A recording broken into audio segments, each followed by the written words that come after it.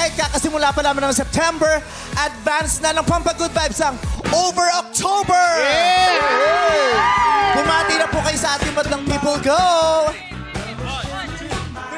What's up, Madlang People?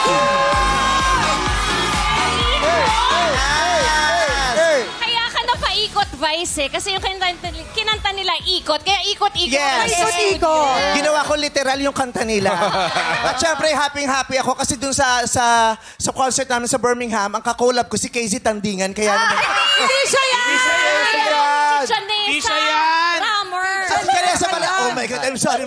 Hindi pa ako nakaka-move on dun sa concert namin. Siya yan! Oo, pero... Drummer yan si Janessa. Sabi nga ni Ryan. Drummer? Sabi ni Ryan, ang galing niya Ano, Ryan? Sabi mo, magaling niya mag-drum. Magaling mag-drums. Mag-drums.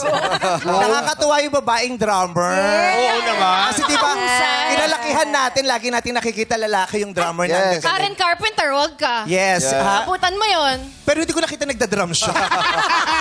Soloista siya. Kumakanta siya ng ano. Why do birds suddenly appear? Pero this time, meron na mahusay na babaeng drummer na nakikita natin sa television. Yay! Congratulations. Nagkakagulo yung mga ang ating batang people, lalo na yung mga Gen Z, sinasabayan ng mga kanta ninyo. Yes, syempre gusto natin i-congratulate kasi over October, nakaka-almost 400 million digital streams since you started. At syempre, largely because of this song na ikot. Ang galing. Grabe, 400 million? 400 million. Grabe, sino contractor nyo? Wala silang gano'n. Wala. Hindi, syempre, contract artists itong mga ito. Manager. Diba?